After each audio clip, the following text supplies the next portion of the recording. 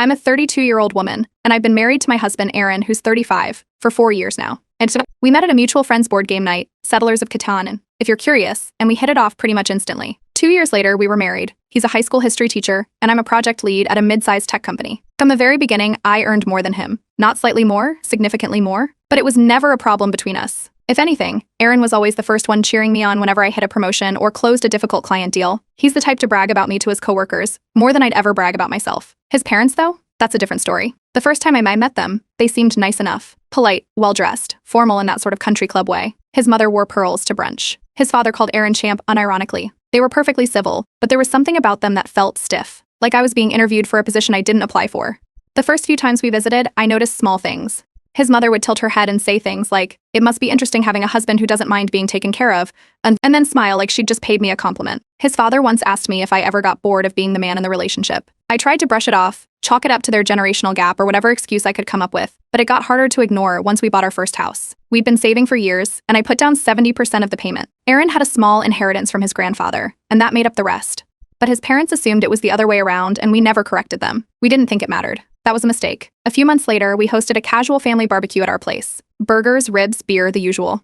Aaron had been going through some work documents earlier in the day and left a few things out on the kitchen counter, one of which was a pay stub of mine. It wasn't even hidden, just sitting under a folder next to the fridge. I didn't think anything of it. That night, right after dinner, his mother casually asked me if I ever worried about emasculating Aaron. She didn't whisper it. She asked in front of everyone, over dessert, as if she were asking me if I preferred whipped cream or ice cream with my pie. I laughed, thinking she was making some sarcastic joke. But no one else was laughing, especially not her. Aaron didn't flinch. He just looked at her and said, "I'm not emasculated. I'm proud." You could have heard a pin drop. After that, things went quiet. No snide remarks, no jokes, nothing. For a while, I thought they'd gotten the message, but it turns out they'd just changed their strategy. Suddenly, Aaron was getting invited to lunch, just him. His father started pulling him aside to ask questions like, "Don't you ever think about being the main provider?" And then one day, Aaron accidentally left his phone on speaker while talking to his aunt, and we both heard his parents in the background saying, "We're just worried she's got too much control. Everything's in her name. That's not how it should be." That was the first time I saw Aaron truly angry about it. Not annoyed, angry. He went to see them that weekend and had a direct conversation. Told them it was our life, our marriage, and our finances weren't open for debate. They nodded and pretended to agree, but within a few days, the passive aggression was back. Thanksgiving rolled around. His parents told him I wasn't invited this year, said it was a family-only thing.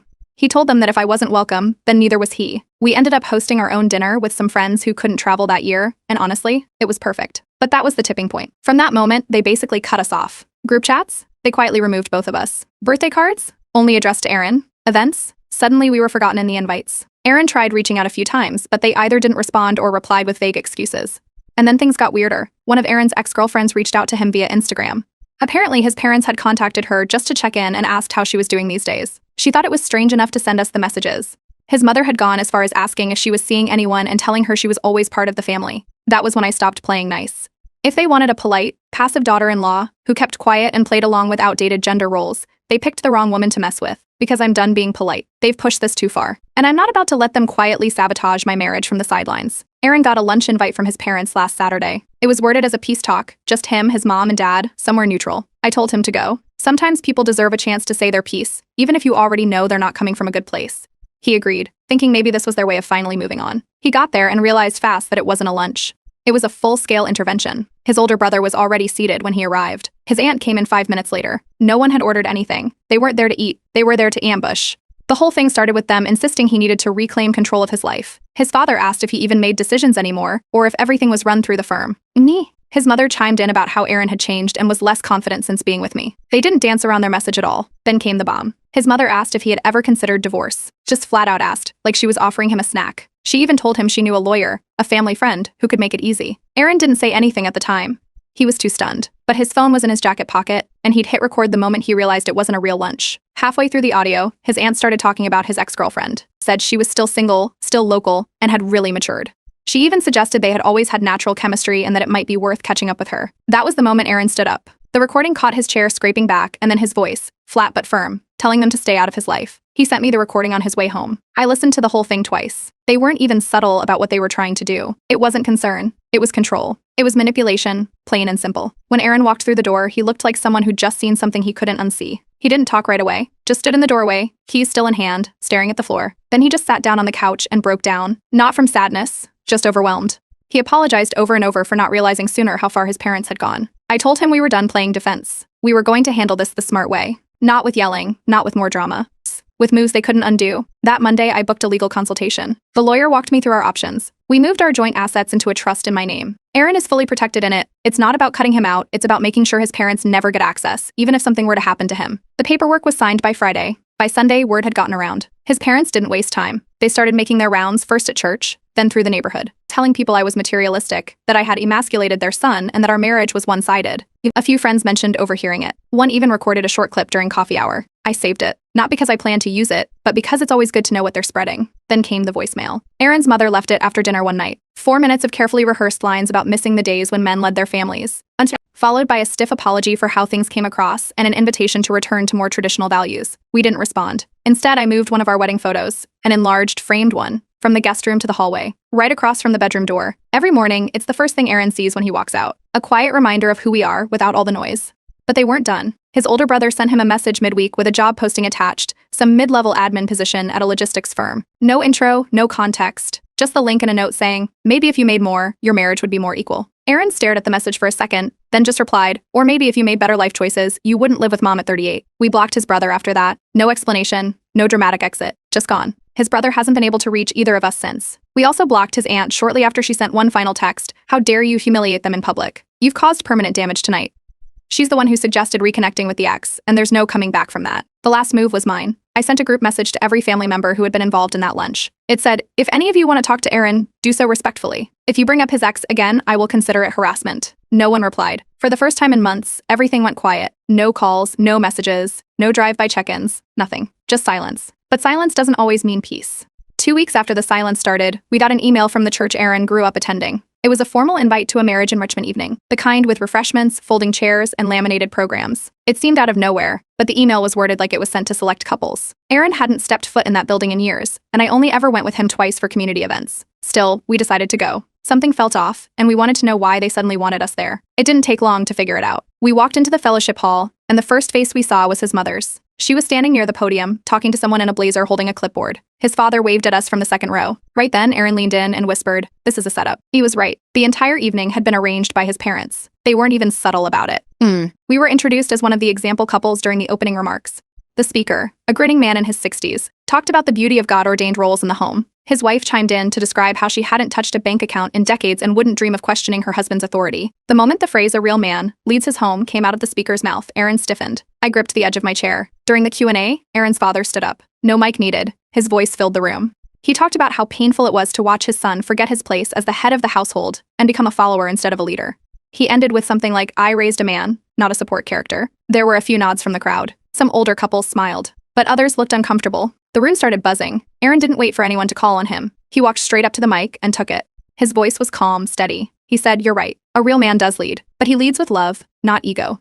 He doesn't need to be richer or louder to be respected. He knows his worth, even when others try to shrink it." The room went dead quiet. Not a cough, not a shuffle, just silence. I stood up too. No mic needed. I said, "Marriage isn't about who earns more. It's about who shows up, who contributes, who holds space. And anyone stuck in the 1950s needs to update their software, because the rest of us are trying to build partnerships, not empires." We walked out before anyone could respond. By the time we got home, my phone had blown up. His aunt had texted, "How dare you humiliate them in public? You've caused permanent damage tonight." There were 3 missed calls from a number neither of us recognized. Probably a landline. We didn't call back, but not all the messages were angry. A few younger members from the church messaged us privately. One said, "I've never seen someone say what I've been thinking for years. Thank you." Another told Aaron he'd given them hope that they didn't have to choose between love and independence. That night, we sat at the kitchen table, just the two of us, eating reheated pasta and finally having the conversation we'd put off for too long. We talked about pressure, expectations, what it meant to be partners. We talked about the years we both spent walking on eggshells around his family, always trying to avoid being disrespectful, when all they ever did was steamroll boundaries. It was the first time in a while things felt clear. 3 days later, Aaron's parents filed a formal complaint with the church board. They accused us of disrupting a sacred event and spreading anti-family sentiment. We weren't members, so the board couldn't do much. But they did release a vague public message the following Sunday. It said, "Marriage looks different for everyone. Our community welcomes all respectful expressions of love and partnership." That was all. Nothing dramatic. But the message was clear. His parents were furious. They sent a 5-paragraph group text to every family member in their contact list, said we had humiliated them, turned their church against them, and crushed their dreams of having a traditional family legacy. It ended with a warning that we'd regret severing ties. Aaron read it once and didn't say a word.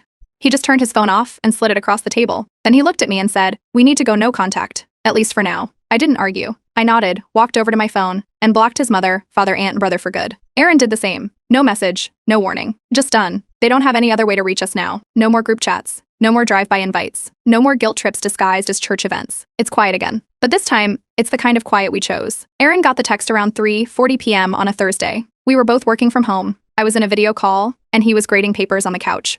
His phone buzzed, and the moment he read it, he stood up like he'd been hit. The message was from his father. It said, "It's your mother. Come quickly. Hospital. No time to talk." He grabbed his keys and ran out before I could ask anything. I heard the car start as I ended my call. I tried calling him. No answer. 10 minutes went by. Still nothing. I opened the tracking app we'd set up months ago when I traveled for work. His location pinged not at a hospital, but at his parents' house. I drove there without calling ahead. When I pulled up, his car was already in the driveway. I knocked once, then walked in. His parents had never changed the lock. Inside, there was no emergency, no ambulance, no urgent care signs. Just his mother, composed, sitting on the couch with a neatly arranged snack tray and a glass of wine in hand. No sign of urgency, no sign of distress. His father stood behind the kitchen island, looking like he'd been caught mid-act. When his mother saw me, she jolted like I was an intruder. Aaron was standing in the middle of the room, hands open, completely confused. His father muttered something about a mix-up and how things got lost in translation. No one looked at each other directly. Aaron asked what was going on. His father finally admitted it wasn't an emergency.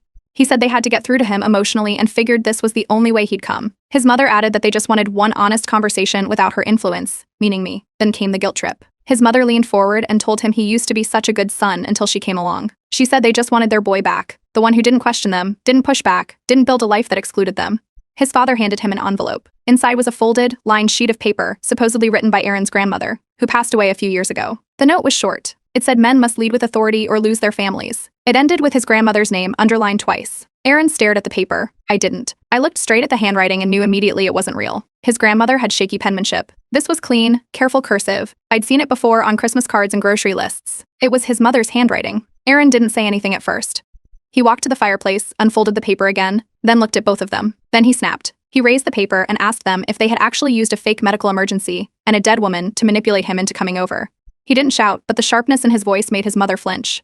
He dropped the letter on the floor and walked out. I followed. No one tried to stop us. The drive home was quiet. He sat in the passenger seat with his fists closed tight, staring out the window. I didn't ask anything. I just drove. That night, we didn't talk much. We reheated leftovers and sat in silence. Around 10, he finally spoke. He said it wasn't the first time they'd done something like this. Every time he'd ever made a choice they didn't like, there was a stunt, a breakdown, a sudden crisis. But this was the first time he'd seen it so clearly. The next morning, I installed a security camera at the front door and set us up with a call screening service. From now on, every unknown number goes to voicemail. We also locked down our shared calendar, removed access from old email addresses, and triple-checked our home security settings. Later that evening, Aaron got a voicemail. It was from his mother. 5 minutes long. She talked about how he had abandoned his values, how she didn't raise him to be this kind of man, and how he'd let an outsider rewrite his future. He played it on speaker while we cooked dinner. Neither of us spoke. When it ended, we finished eating in silence. Later that night, I commented on another story about family manipulation on a community board I follow. All I wrote was, "She's fine." We were there. Cheese board looked great. Within minutes, people started liking it. A few even replied with similar stories. Then came the message from his cousin. She's in her late 20s and has always been kind to us but stayed neutral. This time she didn't hold back. Her message said, "This is too far. I'm siding with you too. Your parents are losing their grip. I'm sorry I didn't speak up sooner." That was the first break in the wall.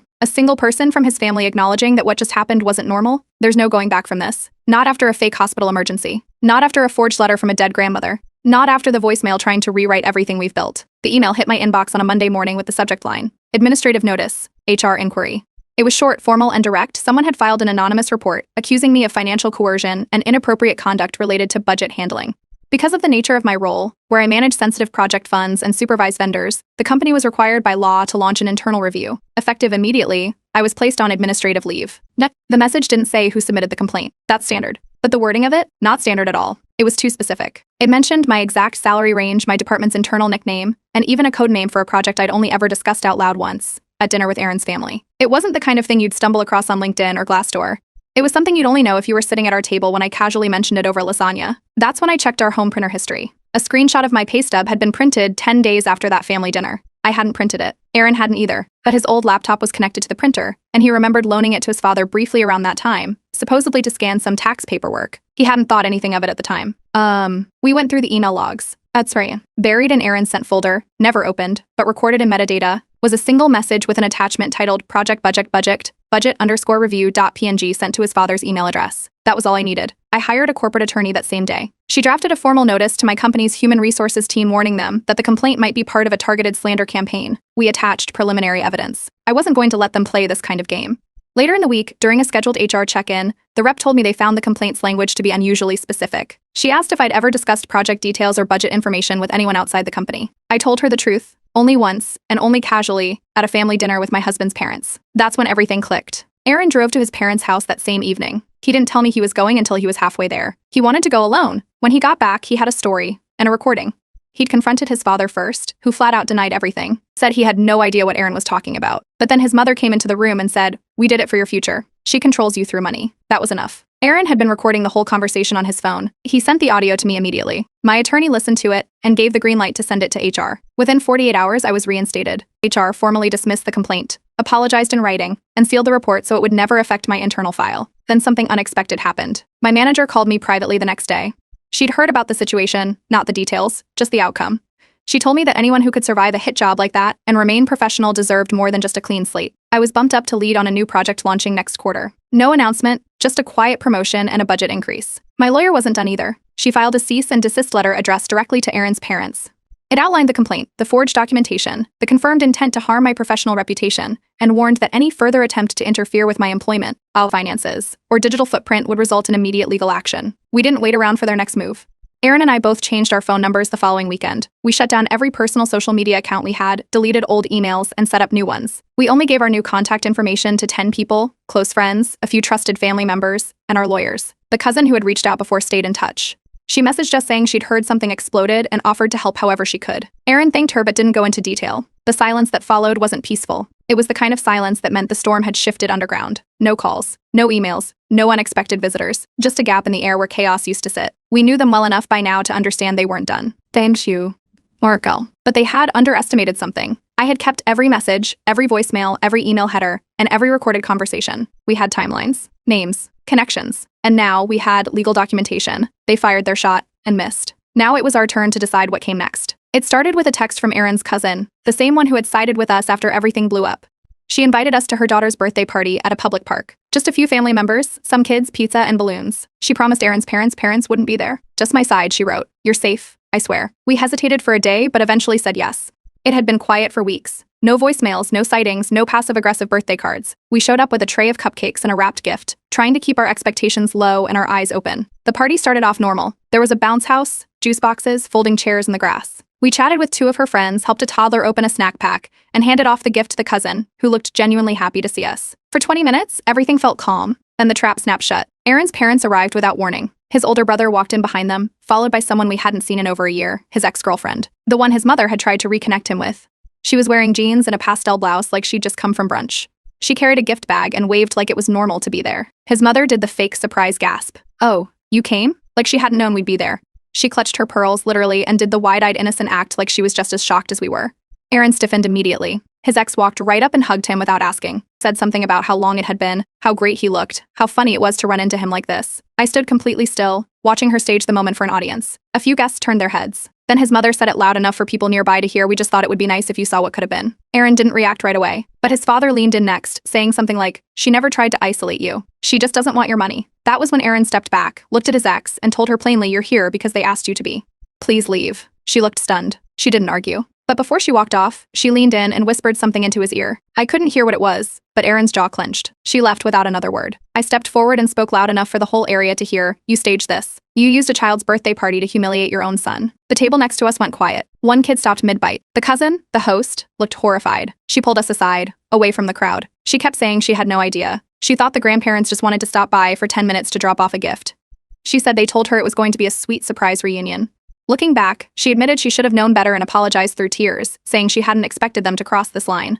Aaron stood up, turned to the remaining adults, and raised his voice just enough to carry. "We're done being part of this family circus. Do not contact us again. You've made your choice. This was it." He didn't wait for anyone to reply.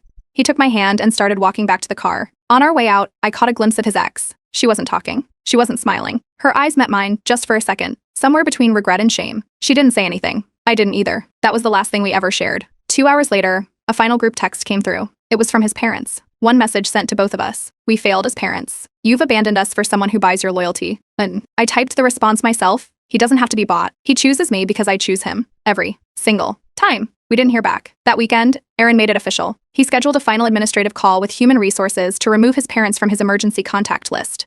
He also removed himself from their phone family plan and cleared out any jointly held subscriptions or family-linked accounts. It wasn't an emotional move. It was logistical, quiet, final. No more surprise logins. No more shared passwords. No more excuses for his parents to pop back into our digital lives under the pretense of old data. We locked everything down. What they meant to be a reunion turned into their last performance. And this time we were the ones who walked away before the credits rolled. A few months passed. Things stayed quiet on the surface. No texts, no surprise appearances, no new tricks. Then Aaron got an envelope in the mail, hand-addressed, no return label. Inside was an invitation to a formal banquet hosted by a local community organization. His father was receiving an award for service to family values and local education. The irony nearly knocked the wind out of me. What caught our attention more was the guest list printed inside. Aaron's name was listed under supportive family attendees. No +1, just him. Despite being completely estranged, someone had decided to include him publicly to round out the image. We debated whether to go. My first instinct was no. It felt like another setup waiting to happen. But the longer we talked about it, the clearer it became. This wasn't about revenge, it was about truth. His father wanted to be celebrated as the perfect patriarch. Fine. But Aaron had every right to set the record straight. We RSVP'd, yes. Aaron made a formal request to the organizers, a short speech after the award presentation, framed as a tribute from the honoree's son. They approved it without hesitation. I probably thought it would be a heartfelt moment. We spent 2 nights drafting the speech. No attacks, no direct accusations, just honest words. Truths framed calmly. If it hurt, it was only because it exposed what had been hiding behind a carefully managed image. The night of the banquet, we arrived dressed like we belonged on the cover of a magazine. Downtown ballroom, black tie dress code, string quartet playing near the bar. The second we stepped inside, Aaron's parents spotted us. His father froze mid-handshake with someone. His mother blinked twice and forced a brittle smile. "Oh, you came," she said. I smiled back. Wouldn't miss it for the world. We were seated 2 tables away from the stage. The dinner began, and I could already hear it. Whispers, subtle glances, the kind of quiet gossip that spreads faster than butter on warm bread. It was obvious they'd spent the past year painting us as cold, distant, maybe even unstable. I caught a few lines. Such a shame, really, he just pulled away from everyone. She changed him, you know. Then the award presentation began. A local official stepped up and gave a glowing speech about Aaron's father. Called him a pillar of the community, a man who kept his family close through every storm, and a beacon of traditional values. Aaron's hands were calm, folded on the table. He listened, then stood when his name was called. He walked to the stage, took the microphone, and faced the crowd. The lights caught his face in a way that made the whole room pause. "I want to thank everyone for being here tonight," he began. "It means a lot to celebrate what we think family should look like." A few nods. Safe opening. "But honoring family values also means honoring boundaries," he continued.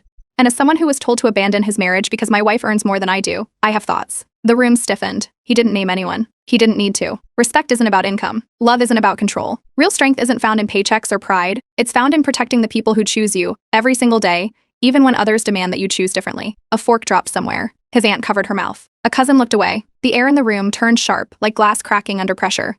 Aaron nodded once, handed the microphone back, and walked off stage. We left without another word. No confrontation. No lingering. Just the sound of heels clicking and whispers growing louder behind us. By the time we got home, the fallout had already started. The cousin who hosted the birthday party messaged him that night, apologized again, said she was done pretending his parents were harmless. 2 more relatives messaged by the end of the week with similar messages. All 3 said they were cutting ties with his parents. A week later, we heard through one of Aaron's old college friends that his father had quietly stepped down from the local family council board. No public statement, just a quiet exit. We didn't wait around to see what else would fall apart. Aaron took a job offer in another city, closer to some old friends, farther from his family's shadow. We packed our things, updated our security settings again, and moved out of state 2 weeks later. No forwarding address, no open invitations, no looking back. Our marriage didn't just survive, it evolved, stronger, sharper, built on decisions made together instead of demands made by others. If that banquet was their last attempt to own the story, then Aaron's speech rewrote the ending. And this time, we were the ones holding the pen.